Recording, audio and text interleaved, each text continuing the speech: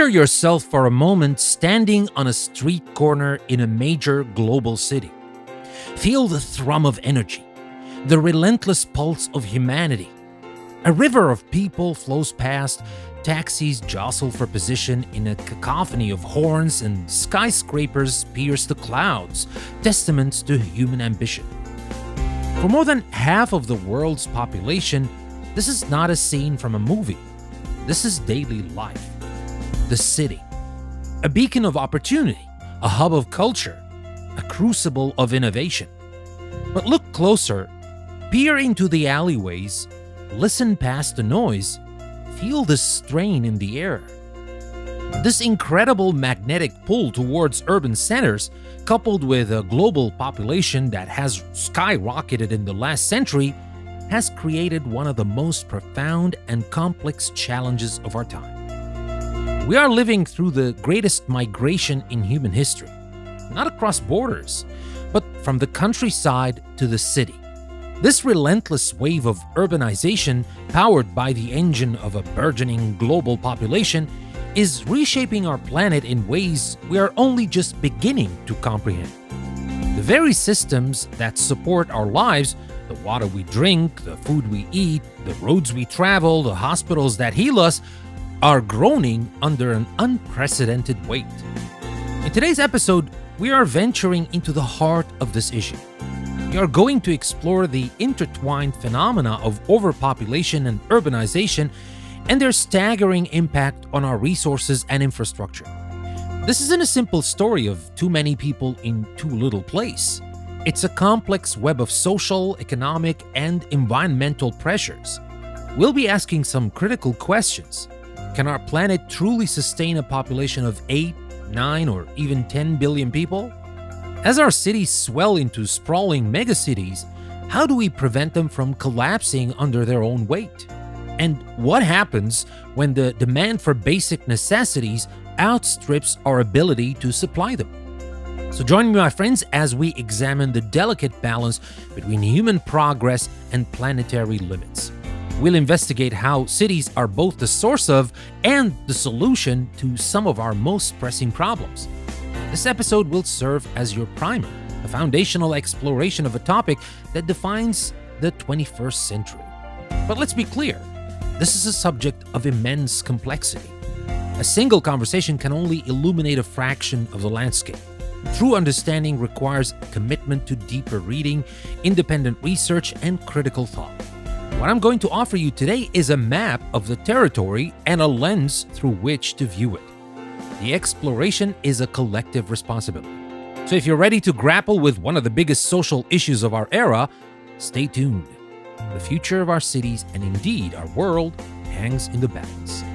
I'm Danny, and this is English Plus Podcast.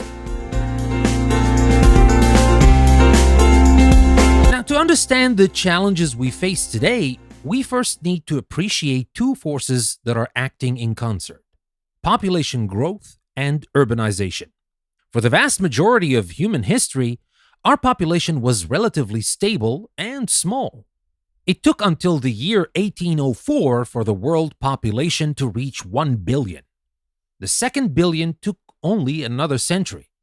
But the 20th century saw an explosion unlike any other. We are now a world of over 8 billion people. This growth, in and of itself, places a tremendous demand on the planet's finite resources. Now let's couple that with urbanization. In 1950, less than a third of the world's population lived in cities. Today, it's over 55%, and the United Nations projects that figure will climb to nearly 70% by 2050. Now, this is a monumental shift. People are drawn to cities for jobs, for education, for the promise of a better life. But when this migration happens at a breakneck pace, it can exacerbate the very problems people are trying to escape. Now, let's break down the strain this creates into two main categories: natural resources and infrastructure. First, resources. Think about the fundamentals of life. Water, for instance. A megacity of 20 million people requires a colossal amount of fresh water every single day for drinking, sanitation, and industry. Many cities are now facing severe water stress, forced to pipe water from hundreds of kilometers away or rely on depleting groundwater aquifers. The situation becomes precarious, where a single prolonged drought could lead to a crisis. Food is another critical resource. Urban populations are detached from food production. They rely on complex logistical chains to bring food from rural areas, often across the globe. This system is vulnerable to disruptions, from fuel price spikes to extreme weather events, and contributes significantly to carbon emissions. Then there's the strain on our infrastructure, which is the physical and organizational framework that allows a society to function. This includes housing, transportation, energy grids, and waste management. In many rapidly urbanizing regions, the development of adequate housing cannot keep pace with the influx of people. This leads to the proliferation of informal settlements or slums, where residents often lack access to clean water, sanitation, and electricity.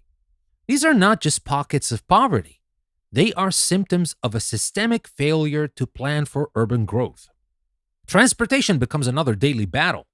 As cities expand, commute times lengthen, leading to gridlock.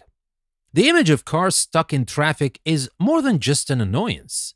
It represents lost productivity, immense fuel consumption, and a major source of air pollution that chokes our cities and damage public health. Public transportation systems, often underfunded and overcrowded, struggle to provide a viable alternative. Waste management presents a staggering challenge. A large city generates mountains of waste every day. Without robust recycling programs and properly managed landfills, this waste can contaminate soil and water and contribute to the spread of disease. Many cities are simply running out of space to put their trash, creating an environmental and health crisis that is often invisible to more affluent residents but is a daily reality for the urban poor. It would be remiss, however, to paint urbanization as an entirely negative force. Cities are incredible engines of economic growth and innovation. The density of people and ideas in urban centers can foster creativity, drive technological advancement, and lead to greater efficiency. A well-designed, compact city can actually have a smaller per capita environmental footprint than a sprawling, car-dependent suburban area. The challenge, therefore, isn't to stop urbanization. That would be both impossible and undesirable. Challenge is to manage it intelligently. This is where the concept of sustainable urban planning becomes imperative. This involves designing cities that are more compact, walkable, and centered around efficient public transport. It means investing in green infrastructure like parks and urban forests that can help manage stormwater, improve air quality, and enhance the quality of life. It requires a shift towards a circular economy, where resources are reused and recycled rather than discarded. And crucially, it demands inclusive planning that considers the needs of all residents, not just the wealthy.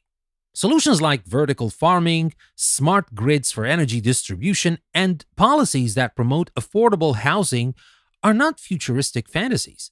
They are necessary strategies for survival and prosperity in an increasingly urban world. The path we are on is, in many places, untenable, but it is not unchangeable. The future of our cities will be determined by the choices we make today. So, my friends, that was about urbanization and overpopulation. And now it's time for us to focus on language, to learn some vocabulary, and I have a speaking challenge for you to help you use those words that we're going to learn together. So, let's pause and dissect some of the specific language we've just used. Navigating a complex topic like this requires precise vocabulary. Mastering these words won't just help you understand the conversation, it will empower you to lead it. Now, let's move beyond definitions and see how these words live and breathe in real sentences. We'll start with a word I use to describe the relationship between overpopulation and urbanization. And the word is intertwined. I said they are intertwined phenomena. Now, when two things are intertwined, they are twisted together and cannot be easily separated. It's a much more vivid image than just saying they are connected. Think of two vines growing up a tree, wrapping around each other. Now, that's the image. You could use it in many other contexts. You can say, for example, in her novel, the themes of love and loss are deeply intertwined. Or we can say, their personal and professional lives became so intertwined that it caused problems. So that was our first word. Next up, we got the word burgeoning. I spoke of a burgeoning global population. Burgeoning means beginning to grow or increase rapidly. It comes from the French word for bud, so it carries the sense of something sprouting and expanding quickly. It's a fantastic word for describing growth. You could talk about the burgeoning tech industry in a city or the burgeoning interest in a new hobby. It suggests dynamic, positive, or at least very active growth. So that was burgeoning. Let's now look at the word precarious. Now, I described the water situation in some cities as precarious. A precarious situation is one that is not securely held in position and is likely to fall or collapse. It also means dependent on chance or uncertain. Now, this word beautifully captures a sense of danger and instability. A freelance worker might have a precarious income. A hiker standing on a narrow, icy ledge is in a precarious position. The word itself sounds a little shaky, which helps you remember its meaning. All right, so that was about precarious. Now let's move on to the next word. I mentioned that in many cities, housing development can't keep pace with the influx of people. An influx is an arrival or entry of large numbers of people or things. It's a very useful noun to describe a sudden, large-scale arrival. A city might experience an influx of tourists in the summer. A company might see an influx of applications after posting a job. It gives the sense of a wave or a flood of something coming in. Another strong word is proliferation. I talked about the proliferation of informal settlements. Proliferation means a rapid increase in the number or amount of something. Now, we often hear it in a negative context, like the proliferation of nuclear weapons, but it can be neutral. You could talk about the proliferation of coffee shops in your neighborhood. This word emphasizes the speed and scale of the increase, suggesting that something is spreading everywhere. Now let's discuss the adjective remiss. Now, I said it would be remiss to paint urbanization as an entirely negative force. Now, to be remiss is to be lacking care or attention to duty, or to be negligent. Well, it's a formal and polite way of saying it would be wrong, or I would be failing in my duty if I didn't mention this. For example, you could say, I would be remiss if I didn't thank the event organizers for their hard work. Well, it's a great phrase for acknowledging an important counterpoint or detail. So that was about remiss. Now let's move on to the next word. A key word in the solutions section was imperative. I said sustainable urban planning becomes imperative. An imperative is a factor or influence of vital importance. It is something that is absolutely necessary or required. It's stronger than important. It implies urgency and necessity. Now, you can say, for example, given the state of the climate, a switch to renewable energy is a moral imperative. Or you could say, it is imperative that we find a solution to this problem immediately. Another crucial term is untenable. I described our current path in some areas as untenable. Now, if a position or situation is untenable, it means it cannot be supported or defended against criticism or attack. In a broader sense, it means it cannot be continued. An argument full of logical fallacies is untenable. Business model that loses money every month is untenable. It signals that something must change because the current state cannot be maintained. I also used the verb to exacerbate. I said that rapid migration can exacerbate the very problems people are trying to escape. Now, to exacerbate means to make a problem, a bad situation, or a negative feeling worse. Now, it's a powerful verb. Pouring salt on a wound would exacerbate the pain. Yelling at someone who is already upset is likely to exacerbate the situation. It's a perfect word for when one problem makes another one more severe. And finally, let's look at the phrase in concert. Now, I said that population growth and urbanization are acting in concert. Now, this phrase means acting jointly or together. It creates a sense of coordinated action. For example, the musicians in an orchestra play in concert. Different departments in a company might work in concert on a major project. It implies that the effects of the actions are combined and often magnified. So these are the words that I wanted to share with you, my friends. But now let's move on to our speaking challenge. I want you to think about the town or city you live in, or one you know well. Record yourself speaking for 2 or 3 minutes about it. Try to answer this question. What are some of the main challenges or benefits of living there, especially related to its size or growth? In your response, try to naturally incorporate at least 4 of the words or phrases we discussed today. Did a recent influx of people exacerbate traffic problems? Is the housing situation becoming untenable? Is it imperative for the local government to invest in parks? This practice of weaving new vocabulary into your personal narrative is the most effective way to make it your own. So that is my speaking challenge, my friends, and I hope you do it because that's the only way you can really make these words and these concepts that we talked about your own. And now, before we wrap up today's episode, we still have our discussion section. I have a couple of questions for you to discuss with your friends, with your family, anyone who's interested, or of course, with me. Now, we've journeyed through some complex and sobering realities, but the conversation doesn't end here.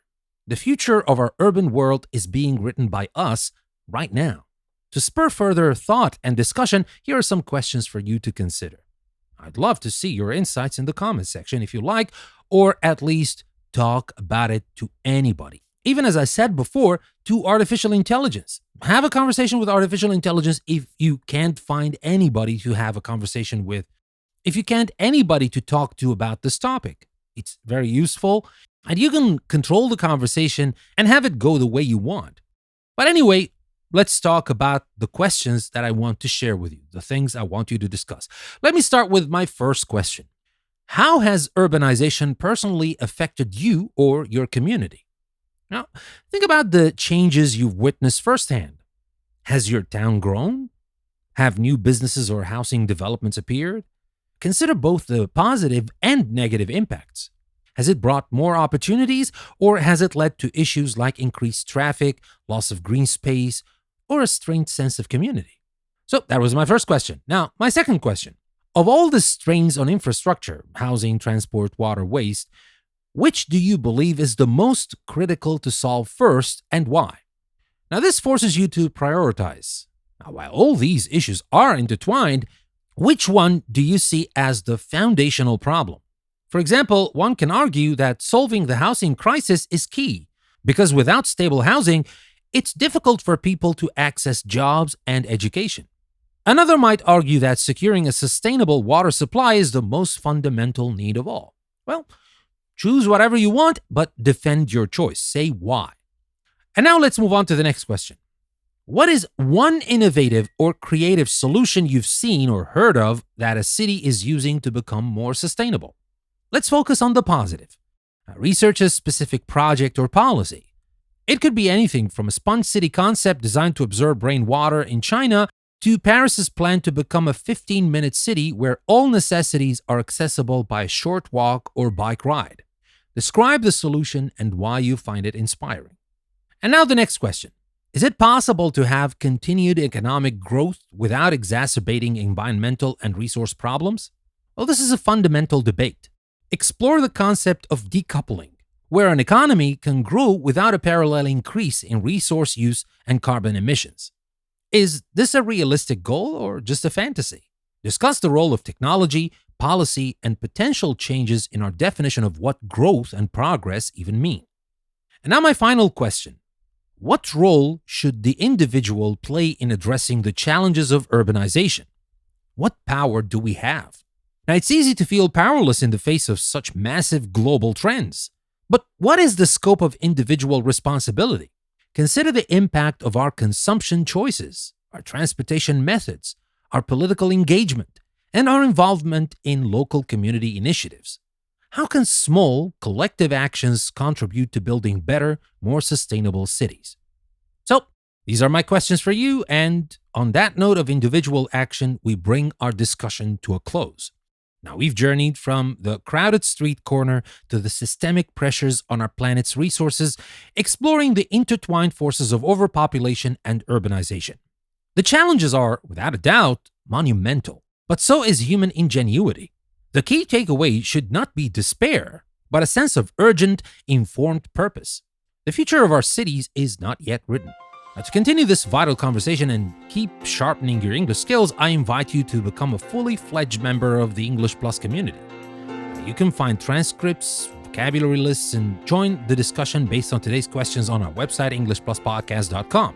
And if you want to unlock our entire archive of episodes and delve deeper into a wide range of topics, you can subscribe to English Plus Premium on Apple Podcasts or support our work directly on Patreon. For those of you who are passionate about supporting independent creators, just like me, my all-access tier on Patreon is the ultimate way to do so. It not only gives you all my premium audio series and courses, but also grants you access to my personal creative work, including my music and writing. Well, my friends, thank you very much for lending me your time and your attention today. Until we meet again, stay curious, stay engaged, and be part of the solution. And remember, never stop learning with English Plus Podcast.